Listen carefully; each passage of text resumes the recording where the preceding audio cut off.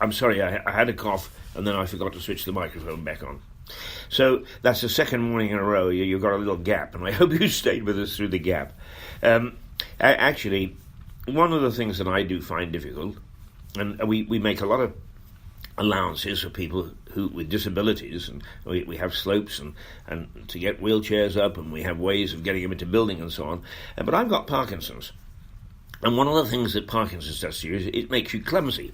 And I'm very sad to have to admit this, but on the odd occasion I knock over a glass of wine or a pint of beer, and it mortifies me that the drink should go in such a manner, but it does happen, and it happens with me when I'm poking away at some of the controls that you get in apps, because they're tiny.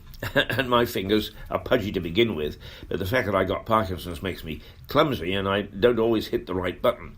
So, give me some benefit of the doubt, will you, on that? Because we people who have these things that nobody ever thinks about, we don't want to bother everybody by actually bringing legislation for us or whatever. No, that's not the point. But just a little bit of understanding is if we knock over a glass near to you, or if when we're broadcasting we hit the wrong button for a little while and you get a bit of silence, don't say, what idiots, can't anybody do it? The answer is that probably this is fairly simple to operate. But my pudgy fingers and my Parkinson's between them sometimes make me do silly things like hitting the wrong button or forgetting to hit a button and so on. So that's what that gap was all about. Anyway, one of the things that I started to talk about was this business of the food banks. And if only people would tell the truth. But it's a mark of government now is that they try to cover almost everything up. It's as if they're ashamed of what they're doing. And if they're ashamed of what they're doing, then they should ask themselves, should they be doing it? People often ask us from authority to think that way. The pomposity of people like Ken Clark, for instance, and now other people are starting to join in. Well, Tony Blair the other day is people shouldn't have a say in what goes on in their society. They don't know anything about it. We know better. Yes, Tony. I think you were a PR man at one stage, not a very good one. You've amassed a fortune from being an MP, and you've never done another day's piece of work in your life. People pay you huge amounts of money to spin around the world trying to negotiate peace things and so on, for which you had absolutely no background whatsoever. You've got the gravy train going all right, but don't try to tell us that we don't know what's good in our society. It may be that we have differing opinions. It may be that we've got in or out on Brexit. It may be that we are either Conservative or Labour or in between. It may be that we disagree on whether we should build houses or keep the country green. All those things are part of the democratic process, which I think many MPs have forgotten about. They've forgotten about the democratic process. And what makes me so angry is that the EU never had a democratic process. It's, the leaders of many countries have been trotting up to Brussels and they've been saying, look, what you've got to do is you make some sort of an accommodation to make sure that the British don't crash out of the EU without a deal, because it's not only them that's going to suffer, it's us. And the people in Brussels just don't seem to understand that is a major concern of a lot of people. So they just carry on their merry way. Oh, we know best. Yeah, but when we get stuffed because we tend to be right and they're wrong, what happens is we give them a gong, we give them a bonus, we give them lots of money, we put them in the history books as being saviours, send them packing on their way, and the fact is that they've screwed things up. I mean, our society. Dean Swift would have been in his element. We are in typical Gulliver land right now. Dear old Gulliver, where big was small and small was big, and age didn't count, and the society was all over the place, and of course his famous Irish idiom of killing babies. I mean, the satire was very, very severe and very sharp, and I'm not sure that perhaps we sensitive souls of today are ready for that sort of satire again. But the fact is, we are living in Brobdingnag, we're living in Lilliput, black is white, poor is rich, you name it. And yet we've got these people who poseurs standing up telling us we don't know what it's all about. Well, we have to put up with decisions, and they eventually do make the decisions. But I'd like to think that they were making them on the basis that they were listening to us. One other thing that came out of the little group pages, which are so very useful, and I congratulate absolutely everybody, all these people who run group pages for the small communities.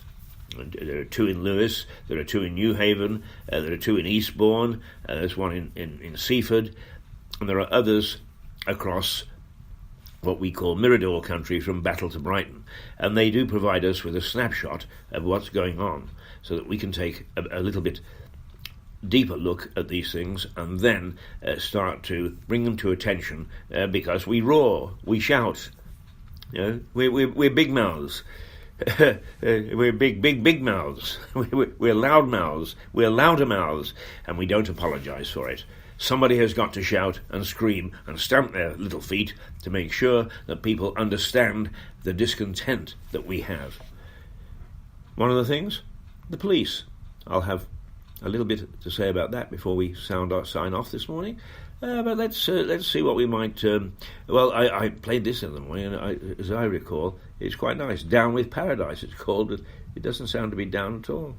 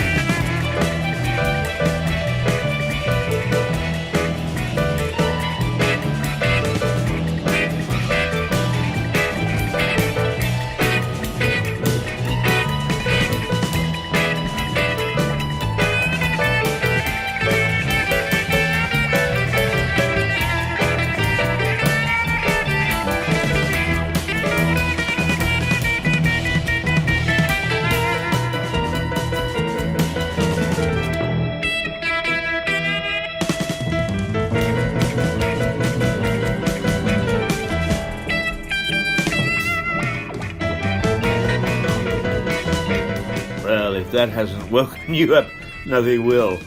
Down with Paradise. Sounds to me to be ideal. Now, I said that I would just get the details of Dandelion Charms concert tonight, and it's at the Brunswick 1 Holland Road in Hove, which is in BN3 1JF. So if you know that area, you'll know it already. It starts at 7:30. It is free because they're doing it on behalf of charity. So I expect you'll be asked to put a few pence into a cup, but you don't have to. So it's the Brunswick 1 Holland Road in Hove tonight at 7:30, and it goes on till 10:30. So don't miss them. And what I'm going to do is, in a few minutes when I say goodbye, is we normally play out on a music from Bensound called Endless Motion. But I'm sure that Bensound will forgive us this morning if, in fact, what we do is we end our programme with Dandelion Charm and their track Skywalker, because then you can see what you'll get tonight and what you'll miss if you don't turn up to the concert at 1 Holland Road, the Brunswick, in Hove. Don't know Hove particularly well. Perhaps I should, but I think I've only been there 2 or 3 times.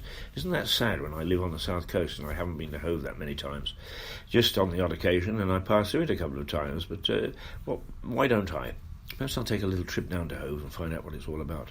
I haven't been to Brighton lately either, well, I've been taken up to London quite a lot. Now, before I go, one other thing that occurred in the groups is somebody reported that they saw drugs being passed in Lewes quite openly the other day, and the increase in crime in Lewes is notable, and it really is something that should be of great concern to local politicians. You don't hear much, do you? Because we have chief constables with PhDs and so on who've never been on the beat, and that's why we've got all this nonsense about we can't cybercrime and we can all do it from one central point because we've got cars. It's nonsense. It's nonsense. There are no eyes and ears on the streets anymore. So the citizen has had to start to pay attention to these things, and thank God for the people who run these groups, particularly Mick Symes for Lewes, who does a tremendous job, and obviously a pretty knowledgeable guy. And the other thing is Lewes I must mention them, because between us, and hopefully they will accept me as now, or Mirador Television and Rouser Radio as being part of a group that are trying hard to better things in our community. I hope that they'll say that we join them, because it's a new form of local watchdog journalism, because the surveys say it's needed to keep our politicians and our executive on the right track. And so it is.